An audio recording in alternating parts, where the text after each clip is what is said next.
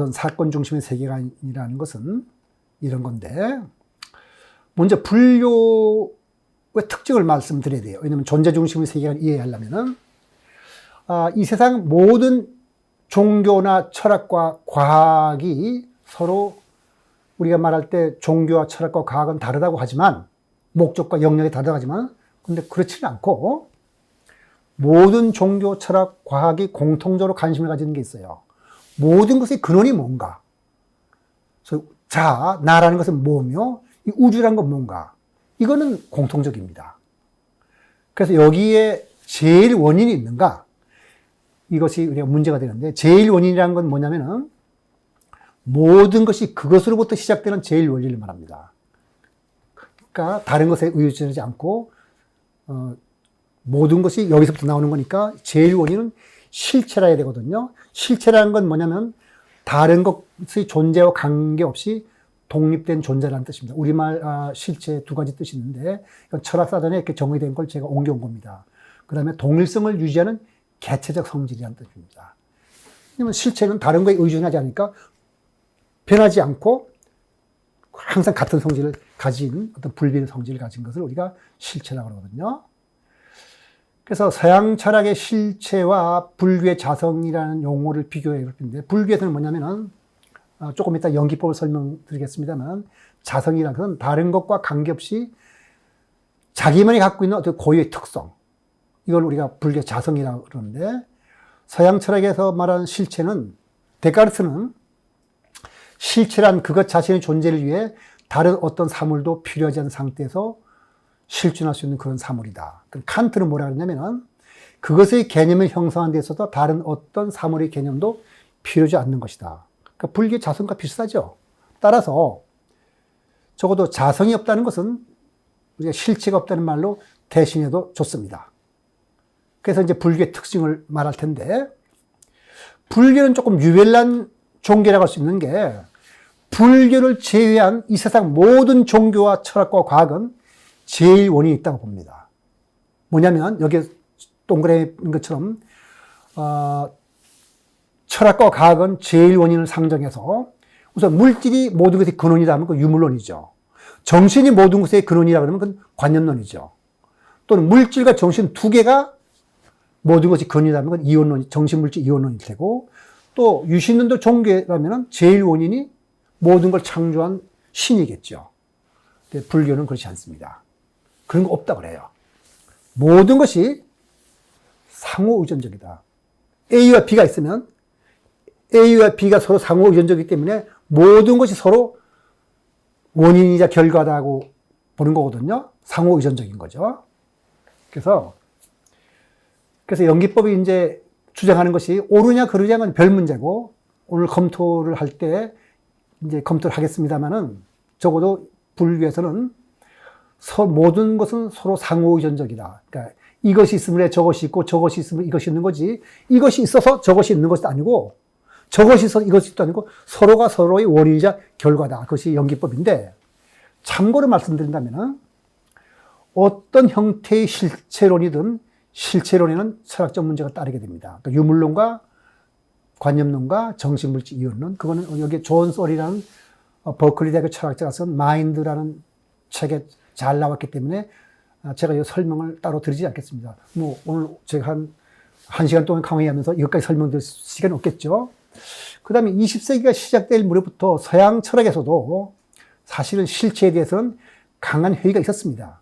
그럼에도 불구하고 철학자들과 과학자들은 아직도 유물론을 지지하고 있습니다. 대부분.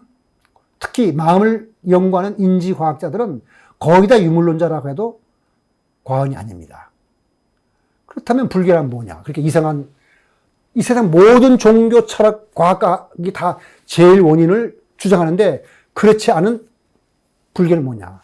연기법은 사물의 상호의존성과 말하거든요. 근데 제가 미리 말씀드리자면 왜 그런지는 나중에 말씀드리겠지만, 연기법은 그 자체도 과학입니다. 그 다음에 선은 1인칭 과학이에요. 그래서 연기법과 선만 놓고 보면은 불교는 과학인데, 아까 말씀드린 대로 삶과 죽음의 문제라든가 윤리도덕과 같이 인간의 일상적인 경험에서는 알 수 없는 내용들을 이야기하기 때문에 종교적인 요소도 함께 있죠. 그럼 왜 연기법을 과학이라 하느냐 하면 먼저 이렇게 말씀드릴게요. 현대 과학은 모두 사물 자체를 연구한 것이 아니라 사물 간의 관계를 연구하는 겁니다.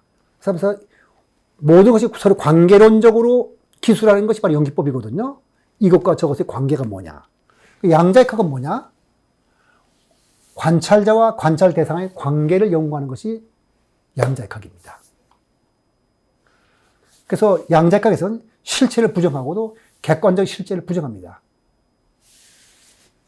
그 다음에 상대성 이론은 물체와 시공간이 상호의존적입니다. 우리가 여러분들이 그 뉴턴 역학에서 하는 만유인력 법칙에 비해서 태양이 중심으로 해서 지구가 태양 주위를 돌 때는 만유인력에서 잡아당기기 때문에 그렇다고 배웠을 겁니다. 근데 상대성 이론이라면 그렇지 않아요. 시공간이 그렇게 구부러졌기 때문에 지구는 그냥 자유낙하를 하는 건데 구부러진 시공간 따라서 움직일 뿐입니다. 여기 공간이 구부러졌죠. 구부러진 공간 따라서 움직이면은 그게 그냥 우리 눈에 볼 때 만유인력에 따라서 움직이는 것처럼 보일 뿐입니다. 그러니까 물체의 운동은 시공간의 모양에 따라 일어난다는 겁니다. 그러면 시공간의 모양은 누가 결정하느냐? 그건 물체의 분포가 결정하니까 물체의 분포와 시공간의 모양은 서로가 서로를 결정하는 겁니다. 바로 이게 연기법이죠. 그 다음에 생물학을 볼까요? 환경과 유기체는 서로 상호작용을 해서 생물권 전체가 하나 연결되어 있습니다. 그러니까 환경과 유기체는 서로 영향을 주고받아서 진화하는 거예요. 그러니까 환경의 변화에 의해서 유기체가 진화하지만 유기체는 환경을 자기 생존에 맞도록 변화시킵니다. 우리 지구에 대기 중에 있는 산소가 대개 21% 정도라고 하는데 만약 생물체가 없었다면, 생명체가 없다면 그렇게 안 돼요. 1%도 못 됐을 거예요. 근데 생명체의 노력에 의해서, 활동에 의해서 산소가 이렇게 많아진 겁니다. 그다음에 후성유전자라는 말 들어보셨죠? 여러분들은 보통 DNA가 우리의 형질을 결정한다고 하는데 그렇기도 하지만 반대로 우리의 말과 행동이 유전자의 스위치를 켜느냐 끄느냐 결정하기 때문에 유전자가 어떻게 발현시키냐는 것은 우리의 말과 행동이에요. 그러니까 서로가 서로를 결정하니까 이게 바로 연기법이죠. 그 다음에 소위 복잡계라 그래갖고 우리가 제3의 과학이라 그러는 건데 카오스와 복잡계 이런 말을 많이 하죠. 복잡계는 연기법과 같은 말입니다. 그래서 그 쿼크 모델의 창안자인 그 머리 겔만이라는 그 유명한 미국의 물리학자가 2006년 9월 연세대학교에 와서 연세 포럼을 하면서 한 말이 불교의 인과율은 단순계, 그 다음에 연기법은 복잡계다 이런 말을 했는데 바로 연기법 자체가 그냥 복잡계입니다. 이것은 그냥 복잡성의 과학이라고 한다면 그 자체가 그냥 연기법을 연구한다 그래도 같은 거예요. 그 다음에 이제 우리가 소위 과학의 새로운 언어라 그래가지고 정보 이론이라는 것이 있는데 정보 이론은 뭐냐면은 모든 지식은 본질적으로 사물 간의 관계를 연구하는 겁니다. 그래서 인식 주체와 인식 대상에서 동시적으로 의존하게 돼 있어요. 정보라는 것이. 그래서 정리하자면 현대의 모든 기초과학은 연기법을 그 바탕으로 삼고 있다. 이렇게 말할 수 있는데 우리가 진화론을 아주 좋은 과학이라고 그래요. 그래서 자연 선택이라는 개념 하나 가지고 생물의 종의 기원을 잘 설명할 뿐만 아니라 요새는 심리학, 경제, 사회, 문화, 종교까지 아주 훌륭하게 설명합니다. 그러니까 진화론이 훌륭한 과학이라는 데 이론이 없거든요. 그렇다면 연기법은 진화론보다 더 넓은 범위에 걸쳐서 사물의 실상을 설명하고 있으니까 연기법은 제가 단언하건대 과학자들이 연기법이란 말은 사용하지 않지만 이미 현대 모든 과학은 연기법을 바탕으로 삼고 있기 때문에 연기법은 그 자체에서 훌륭한 과학이라고 말할 수 있습니다. 그럼 선이 뭐냐? 과학이 21세기의 주도적 지식으로 인정받는 것은 검증 힘 때문이거든요. 근데 누구나 부처님이 가르친 방법에 따라 수행을 하면 다 부처님이 경험한 것을 그대로 경험합니다. 물론 이를 써서 좀 빠른 사람이 있고 느린 사람이 있고 또 깊은 사람이 있고 좀 덜 깊은 사람이 있지만은 소위 검증 가능하다는 면에서 불교도 과학이에요. 선도. 근데 과학적 검증하고 좀 다른 점이 있는데 과학적 검증은 객관적이어서 내가 검증한 것을 100사람이 다 똑같이 검증할 수 있는데 이 선에 의한 검증은 내 마음의 내적 체험이기 때문에 검증을 내가 혼자밖에 못해요. 나 혼자 하고서 이것이 부처님이 말씀하신 오늘 경전에서 말한 그거구나 하고 계속 말지 내가 그런 걸 검증했다는 것은 옆에 사람은 모르거든요. 따라서 이것을 1인칭 과학이라고 말할 수 있어요. 근데 1인칭 과학이지만은 우리가 한 가지 MRI를 찍는다든지 뇌파 검사든지 하면은 그 검증을 한 발을 또 객관적으로 확인할 길도 있어요. 그래서 심리 상담가의 40% 이상이 소위 마음챙김 명상 수료법을 사용하고 있고 매년 2009년 이후 얘기입니다. 매년 1200편 이상의 명상 관련 논문이 심리학이나 의학 학술지에 발표되고 있어요. 그러니까 선은 전통적 과학자들 사이에서 그 정당성을 인정받고 있습니다. 그래서 결론을 내리자면 불교는 과학이자 연기법이 과학이거든요. 1인칭 과학이다. 그런데 아까도 말씀드린 대로 우리가 일상적으로 검증하기 어려운 윤회 같은 게 있으니까 이제 종교기다 윤리도 말하니까 종교지만 그러면 연기법이 그렇게 과학이고 선이 1인칭 과학이라면 깊은 선정 가운데 윤회를 경험했다면 그 체험을 무시하기는 좀 어렵겠습니다. 왜냐하면 이렇게 굉장히 과학적인 요소를 스스로 담고 있으니까. 그래서 우리가 아까 제가 강의 시작할 때 말씀드렸던 두 가지 세계관이 있다고 그랬는데 그 두 가지 세계관에서 말씀을 드리겠습니다. 먼저 존재 중심의 세계관이라는 걸 한번 생각해 보겠습니다. 이건 뭐냐면은 세상에 어떤 것들이 먼저 존재해요. 그리고 이 존재들이 사건을 일으킵니다. 여기 그림 두 가지가 있는데 둘 다 볼 필요는 없겠네요. 빨간 공과 파란 공은 먼저 존재해요. 그래서 빨간 공과 검은 공이 부딪히는 사건이 일어나는 겁니다. 그러니까 부딪히지 않더라도 빨간 공, 파란 공은 존재한다. 이런 생각이죠. 벽돌도 마찬가지. 검은 벽돌과 파란 벽돌은 존재해요. 근데 부딪혀서 튕겨나간다는 사건이 생겼네요. 그러니까 우리 생각해 볼 때는 존재가 세상의 기본이고 사건이 없어도 어떤 건 존재한다고 봅니다. 아주 우리의 직관에 딱 맞죠? 우리 마음에 세상은 그렇게 생겼지. 그거 이외에는 다른 생각할 수 없어. 이렇게 생각을 할 겁니다. 이게 바로 고전역학의 세계관이라는 거거든요. 그래서 사건은 존재가 이렇게 부딪힌다면 다른 존재에게 어떤 변화를 일으키는 걸 뜻하는 거거든요. 그래서 사건 없이도 어떤 것이 존재한다는 건 뭐죠? 변화를 일으키지 않으니까 이 존재가 불변의 존재라는 걸 뜻하는 거죠. 그 말은 존재 중심의 세계관의 바탕은 바로 실체론이네요. 실체가 아까 말씀드린 대로 불변의 어떤 존재를 말하는 거니까. 우리 마음에 딱 들죠? 이거 말고 다른 세계관은 있을 것 같지 않네요. 그런데 그렇지는 않고 사건 중심의 세계관이라는 게 있습니다. 이건 뭐냐면 세상과 세상사는 사건들을 이뤘어요. 그러니까 사건이 세상을 이루는 기본입니다. 그런데 사건이 인과관계를 맺고 일정한 시간 동안 계속되면 사건이 하나의 흐름을 형성을 하겠습니다.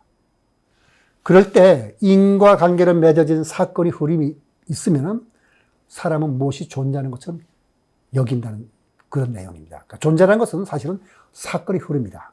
그 사건의 흐름에 어떤 특성이 있으면 그 특성이 시간에 크게 변하지 않는다면 사람들은 불변의 성질이 계속 이어지고 존재한다고 본다는 거죠.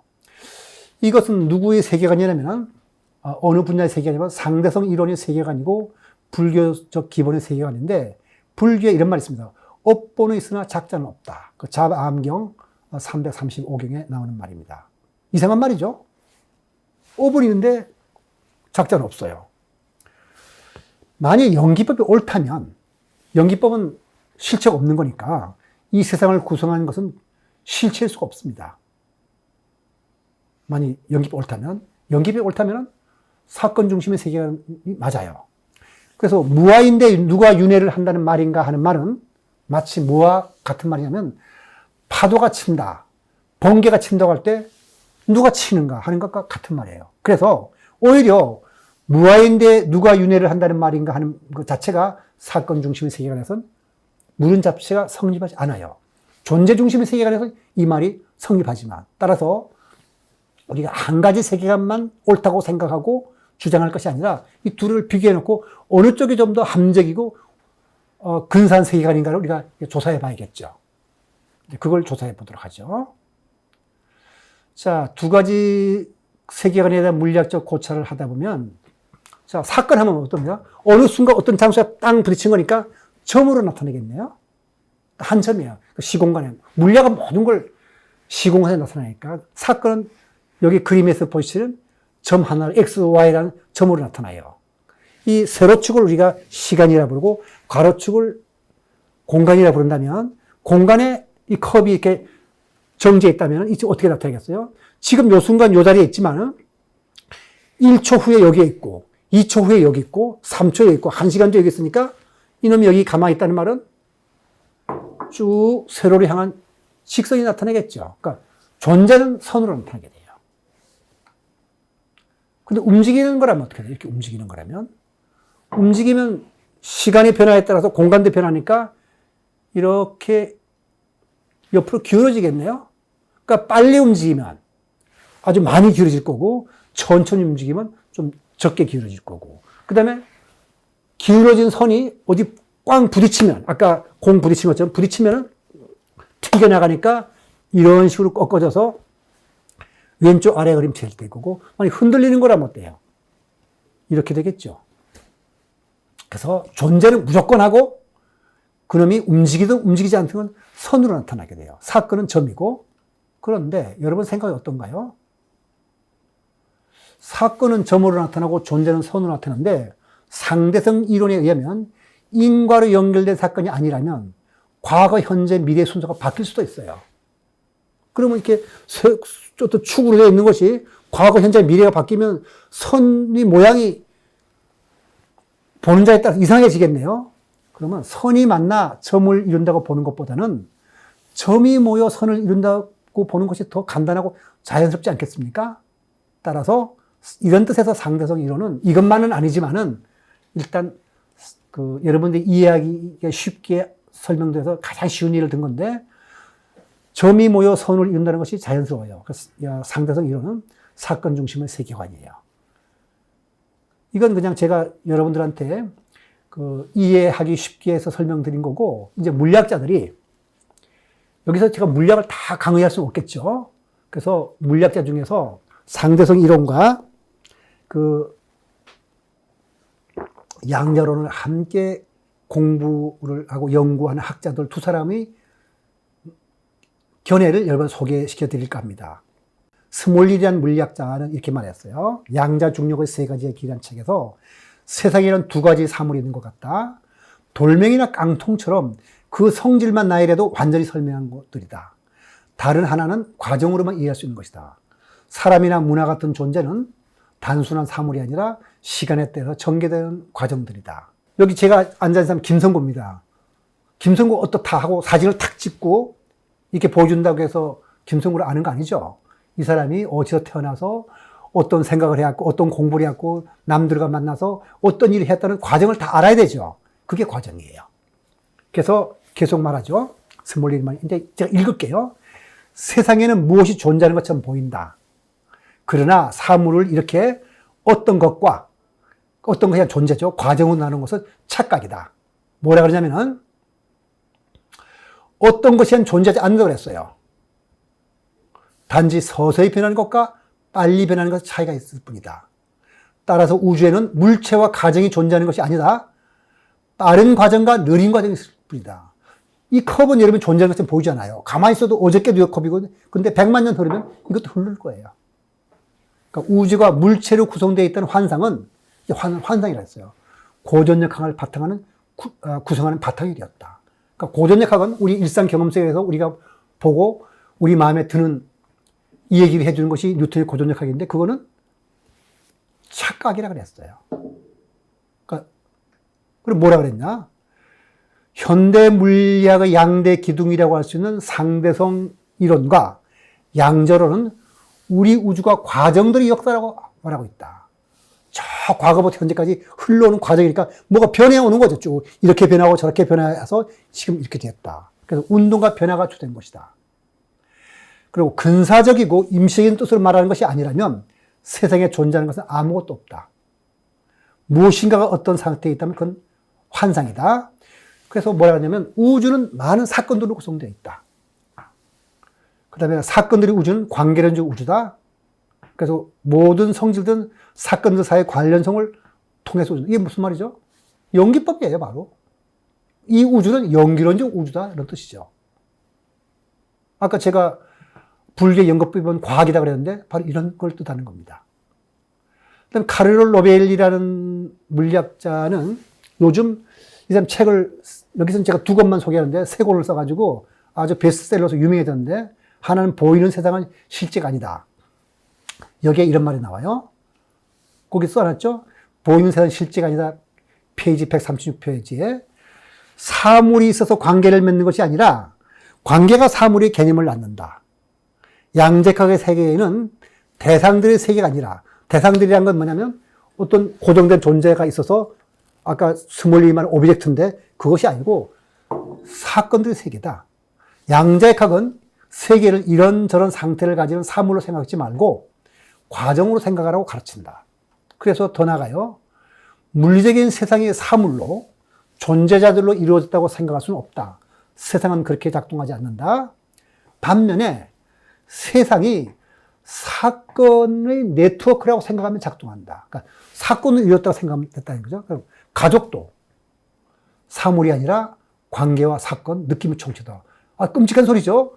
내가 사랑하는 아내, 남편, 내 자식, 부모, 형제가 알고 보니까 사건의 총체라는 뜻입니다. 인간은 어떨까? 당연히 사물이 아니다. 산 위에 걸린 구름처럼 음식 정보 및 언어를 비롯한 수많은 것들이 들어가 나오는 복잡한 프로세스다. 이걸 불교적인 용어로 뭐라 하죠? 오치원이라고 그러죠. 오원, 색, 수상, 행시, 물질과 느낌과 어떤 관념과 우리의 의지작용과 의식이 복잡하게 얽힌 거다. 아주 물리학자가 불교하고 비슷하게 얘기를 했네요. 그 다음에 또 사건은 이래서는 끝나지 않죠. 어떻게 끝나지 않죠? 바다에서 출렁이는 물결이 끝나지 않는 건 마찬가지예요. 왜냐하면 세상에서 일어나는 어떤 사건도 원인 없이 일어나는 법이 없어요. 일어난 사건은 반드시 사라지면서 그 사건이 원인이 되어 새로운 사건이 일어나게 돼 있어요. 그 사건은 사라지면서 또 새로운 사건이 나가죠. 그런데 그런 사건들 중에서 인과 관계를 맺고 일정한 시간 동안 진행이 되면 사람들은 이 사건이 하나의 흐름을 형성한다고 말하는데 불교 유식학에서는 그것을 식의 흐름 또는 심상속이라 불러요. 그리고 이 사건의 흐름이 어떤 특성을 갖고 일정한 시간 동안 지속되면 사람들은 이 사건의 흐름을 뭔가가 존재하는 걸 보게 돼요. 근데 이 사건의 흐름에는 동일성은 없죠. 불변의 동일성은 없어요. 왜? 다 변하니까. 그렇죠? 연속성은 있거든요. 그게 바로 중도죠. 부처님 말씀하냐면 우리가 죽으면 그것은 끝이다 하는 걸 단멸이라고 그러고 불변의 영혼이 있어서 죽더라도 계속 동일한 존재가 생겨난다는 것을 상주론이라는데 부처님 뭐라 하냐면 단멸론도 극단이고 상주론도 극단이기 때문에 열애는 상주와 단멸을 떠나서 중도를 취한다 그랬는데 바로 무슨 뜻입니까? 상주를 부정한다는 말이 동일성은 부정한다는 말입니다. 그다음 단멸도 아니란 말은 끝나는 게 아니고 연속성이 있다는 거죠. 바로 동일성은 없지만 연속성이 있다는 그런 뜻이죠. 바로 중도예요. 그리고 이것이 바로 무아윤회죠. 죽는다고 끝나는 건 아니니까